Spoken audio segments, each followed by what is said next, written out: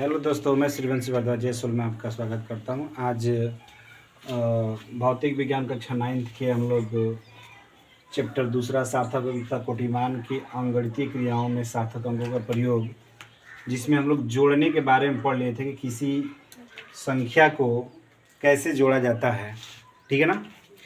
आज हम लोग पढ़ेंगे घटाना के बारे में, मतलब कैसे घटाया जाता है। तो 74.1 मीटर से 2.574 मीटर को क्या करना है, कर रहा है घटाइए। क्वेश्चन है, क्वेश्चन के माध्यम से समझा जाए कि कैसे घटाया जाता है। ठीक है ना। तो 74 पॉइंट, अब इसको सॉल्व किया जाए। ठीक है ना। तो दिया है पहले कितना, 74.1 मीटर। इधर कितना दिया है, 2.574। अब इधर संख्या अधिक हो रही है, अंक अधिक हो रहा है, तो 0 बढ़ा सकते हैं हम लोग। ठीक है ना। अब घटाया जाएगा। ठीक है ना। तो अब घटाने का मतलब 10 में से 4 गया 6। अब जाएगा नहीं तो यहाँ से हासिल लेंगे तो ये 10 हो जाएगा, यहाँ 10 हो जाएगा, यहाँ से हासिल लेंगे तो ये 10 हो जाएगा। 10 में 4 गया 6। अब यहाँ बचेगा 9, 9 में 7 गया 2, और यहाँ बचेगा 10, 10 में से 5 गया 5, यहाँ हो जाएगा 3, 3 में से 2 गया 1, 10 में से 10 में लगा दीजिए, और यहाँ पर हो जाएगा 7। ठीक है ना। देखिए इतना सही है, इतना हम लोग आंसर सही है। लेकिन अगर सार्थक अंक में पूछे तो देखा जाता है कि इन दोनों में किसके बाद दशमलव के बाद कम अंक है। देखिए इसमें दशमलव के बाद 1 अंक है, और इसमें दशमलव के बाद 3 अंक है। तो जिसमें कम अंक रहता है उसी के मान के समकक्ष रखा जाता है। अब इसका आंसर देखिए, इतना आंसर हम लोग का सही है, लेकिन सार्थक अंक में सही नहीं है। अगर सार्थक अंक में हमें इसे रखना है तो सार्थक अंक बराबर हो जाएगा, सार्थक अंक बराबर हो जाएगा, अब 71 है और दशमलव। देखिए अब हमें एक दशमलव के एक स्थान तक लेना है, तो दशमलव के एक स्थान तक क्या है, 5 है। इसके बाद वाली देश संख्या देखा जाता है, ये 2 है ना। तो इसके बाद वाली संख्या देखा जाता है कि यदि 4, ये 4 से कम है तो यह ज्यों का त्यों उतर जाएगा। लेकिन यहीं पर अगर 5 या 5 से अधिक होगा तो 1 अंक बढ़ जाएगा, जो कि मैंने कल बताया आप लोगों को। ठीक है ना। तो अब क्या हो जाएगा, 71.5 क्या हो जाएगा, ये मीटर, ये भी मीटर। आएगा समझ में कि नहीं। हाँ, अगला क्वेश्चन है कि 4 × 10⁻² kg के एक पिंड से 41.72 किलोग्राम खंड काट देने पर शेष पिंड का द्रव्यमान ज्ञात कीजिए। तो ये भी घटाना है। तो घटाना में मैंने बताया था कि यदि 10 के पावर घात में आ रहा है तो आप क्या करेंगे कि दोनों में 10 के पावर 2 घात हो, या दोनों में 10 के पावर 2 घात को हटा दीजिए, बाद में उसको लिख दीजिएगा। आएगा समझ में ना।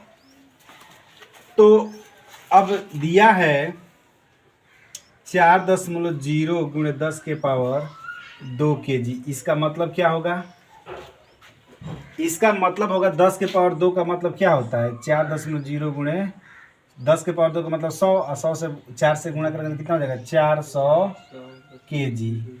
ठीक है ना। और ये दिया ही है 41.72 kg। तो हम लोग 400 में से घटाएंगे, 400 बड़ा है तो 400 में से घटाएंगे कितना, 41.72। अब ऊपर दशमलव नहीं है तो हम दशमलव लगा कर 0 बढ़ा सकते हैं, क्योंकि दशमलव के बाद 0 कोई महत्व रहता नहीं है। ठीक है ना। अब यहाँ घटाएंगे तो 10 में से 2 गया 8, 9 में से 7 गया 2, 9 में से 1 गया 8, दशमलव के सामने दशमलव, 9 में 4 गया 5, और यहाँ हो जाएगा 3। ठीक है ना। इतना आंसर हम लोग का सही है, लेकिन सार्थक अंक में सही नहीं है। किसमें सही नहीं है, सार्थक अंक में सही नहीं है। तो सार्थक अंक में कितना लिखेंगे, सार्थक अंक में मतलब कितना लिखेंगे। तो देखिए इसमें दशमलव के बाद 0 है तो इसको हम लोग नहीं लेंगे। दशमलव के बाद कितना है, 0 है तो हम लोग इसको नहीं लेंगे। अब यहाँ दशमलव के बाद 2 अंक है, यानी जब आप सार्थक अंक में लिखोगे तो दशमलव के बाद 2 अंक चाहिए, और 10 की घात में है तो 10 की घात में भी चाहिए। ठीक है ना। तो सबसे पहले अब सार्थक अंक के रूप में लिखेंगे इसे हम लोग। तो कैसे लिखेंगे, देखिए सार्थक अंक। गुणा करेंगे तो 4 आएगा। हाँ, गुणा करेंगे 4 से नहीं होगा। 10 के पावर 2 का मतलब होता है 100। 10 के पावर 100 का मतलब क्या, 10 के पावर 2 का मतलब क्या है 100। 10 के पावर 1 होता है तो 10, 10 के पावर 2 होता है तो 100, 10 के पावर 3 होता है तो 1000, 10 के पावर 4 होता है तो 10,000। 4.0 में 100 से गुणा करें। हाँ भाई, 400 होगा। अब 4 से 100 में गुणा करेंगे तो 400 हो गया। अब दशमलव के बाद जीरो का कोई महत्व नहीं रहता है, मैं बार बता रहा हूँ। अब इसको मत देखो, ठीक है ना, आया समझ में। तो सार्थक अंक कितना हो जाएगा। अब सार्थक अंक देखिए, दशमलव क्या होना चाहिए, दशमलव के बाद 2 अंक रहना चाहिए। तो दशमलव के 2 अंक है, लेकिन 2 अंक है लेकिन 10 के घात में नहीं ना है। तो 10 के घात में लाने के लिए हम लोग क्या करेंगे, हम लोग लिखेंगे 3.5828 गुणे 10 के पावर 2 क्या किलोग्राम, ठीक है ना। अभी भी सही नहीं है, देखिए। अब देखिए दशमलव के बाद 4 अंक हो गया, दशमलव के बाद 4, लेकिन हमें कितना चाहिए 2 अंक। तो 2 अंक चाहिए। तो तीसरे पर देखिए क्या 4 ये 4 से कम है ना, हाँ।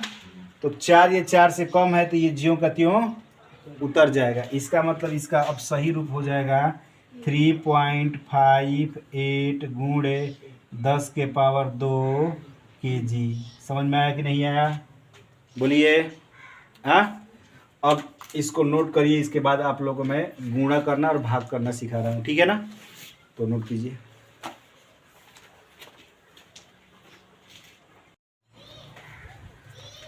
ध्यान दीजिए, अब हम लोग गुणत्ता भाग के बारे में पढ़ेंगे कि कैसे गुणत्ता भाग किया जाता है।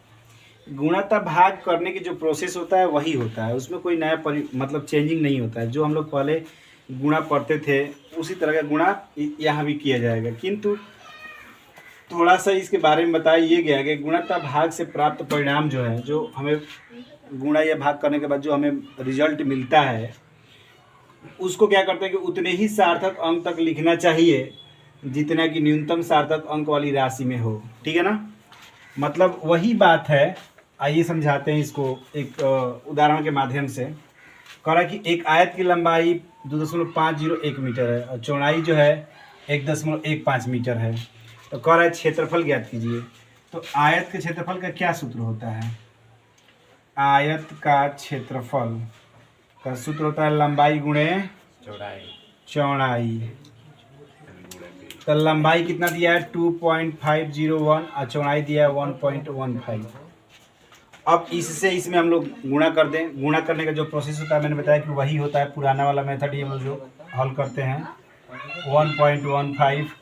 अब 5 का में 5, 5 0 0, 5 5 25 के 5 80 लगल 2, 5 दूनी का 10 और 2 12। और उसके बाद 1 हम 1 1 0 0 1 5 5 1 2 2, फिर 1 अंक छोड़ देंगे, फिर 1 1 में 1 1 0 0 1 5 5 1 2 2, फिर 5 की 5, 1 की 1 को 5 1 6, 5 2 7, 5 2 7 1 8 और 2 के 2, ठीक है ना।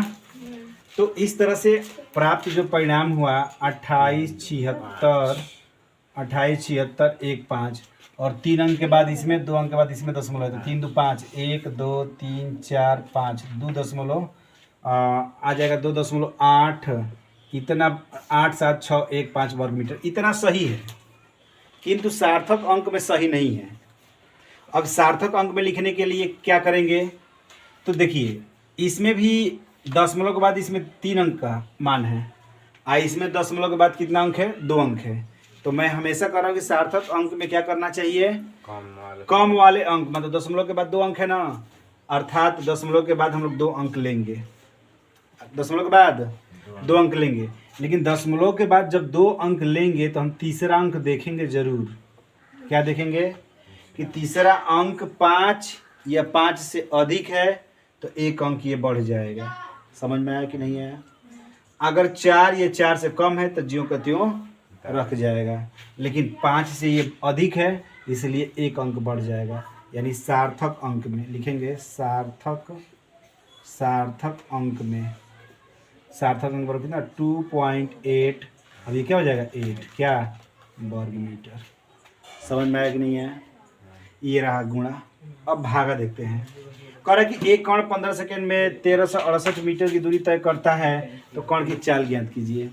तो आइए समझते हैं कैसे किया जाए। चाल बराबर होता है दूरी बटा समय। क्या होता है? दूरी बटा समय।